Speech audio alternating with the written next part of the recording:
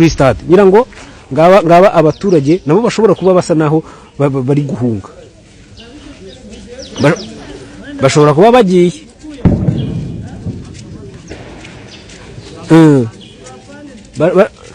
bashobora kuba bagiye pe.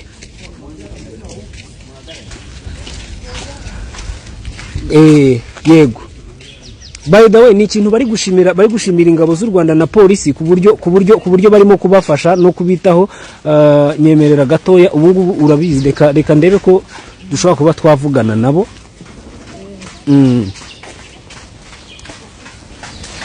Fande mwaramutse, baravuga ikinyarwanda byose muravuga?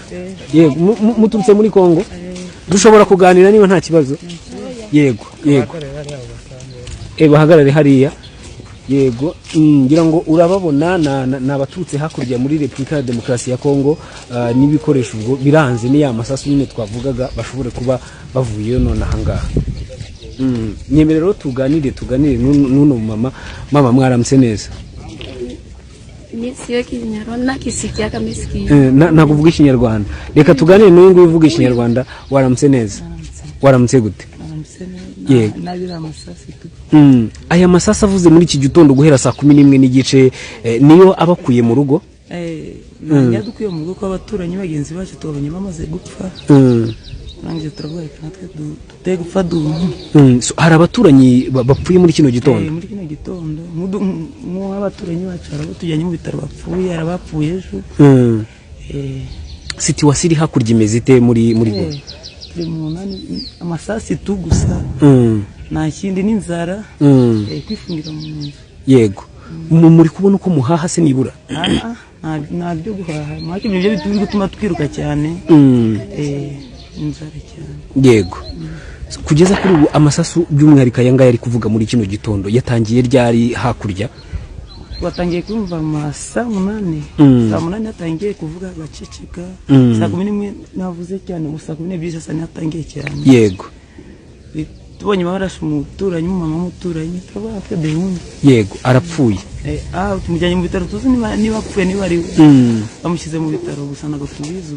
Abari guhunga benshi ni abadamu ndetse n'abana. Abagabo bari hehe? Abagabo bari basigara batuve kuko abasirikari b'abakongomani bagiye bagenda bambura, bakinjira amazu bagatobora. Nyine wareba iyo insekirite tukavuga tereka ubucunzu rebe ko biri bushire. So abagabo bari gusigara Kongo? Bari gusigara, akaba mago udafite ubwoba ari gusigara afite ubwoba kazi. Urakoze cyane. Mwaramutse neza? Twavugana? Yego, ndagira ngo utubwire amazina. Nitwa Maisha Shukuru. Maisha Shukuru, uturutse hakurya muri Kongo. Bimeze bite, ikibazo kiriyo gihagaze gute? Bimeze nabi cyane, bimeze nabi, abantu bari gupfa ni benshi. Hari n'abato bamaze kujyana mu bitaro. Turabonye tugeze ubwoba, turabangwa tugende mu Rwanda. Abasoda bo mu Rwanda barivuga ngo karibu mukuye, isi mukufiye kure muze iwacu nta kibazo. Mwambutse mute? Twambukiye ku basirikari bo mu Rwanda badoreza kariba se muze ntimugire ikibazo turabacunga nta kibazo tugirana n'abantu. Yego, hanyuma amasasu abaye muri kino gitondo yarameze ate? Yarafite ubuhe buremere? Yarafite uburemere ariko ndagari cyane. Yarafite uburemere ariko ndagari cyane, ariko birarangiye. Ndago mbe turukugira ubwoba tukwera abana bari kufa, kugira ubwana bamere bafite inda baratwite. Yego, gasanga inda kiraki yakubita indi kayitivamo.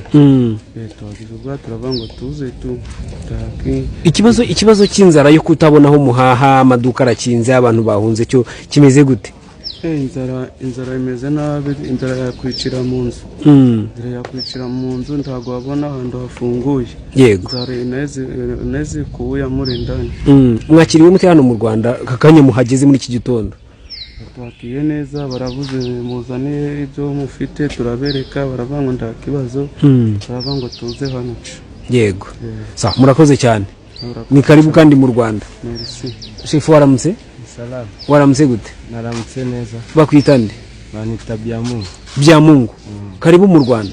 Karibu ba. Hakurya bimeze bite? Hakurya ebane ni danje. abashiki bandugu yetu Wakongomani kule wanaishi. Mimi niko Mkongomani. Yego. Bandugu yetu Wakongomani kule hatuwezi sema. Tuko nakutana ni mabombe vitu gani wanatuambia sisi tutoke, wanatafuta kwa vitu vingine vya nguvu, ndio tunasema acha tujidegager. Tuone kama maisha itaenda yetu. Tukifika kusazi moja tutaponyoka. Ndio tuko na wenzetu biko wanakufa kule, tunasema hapana, acha tukimbilie kwa tutapata amani, tunataka tutaishi hapo. Tuambie kwa hayo mabombe. Ni ya mingi. Ni ya mingi sana. Tena iko nalia hapa karibu. Tuko nakosa kama viko vinatokea wapi. Hatuna amani, tunakosa kama ni aibu. Karibu mu Rwanda murakoze. Naribi musasa. Bya Mungu urakoze? Urakoze neza. Yego. Latifa rero ngira ngo ngabo na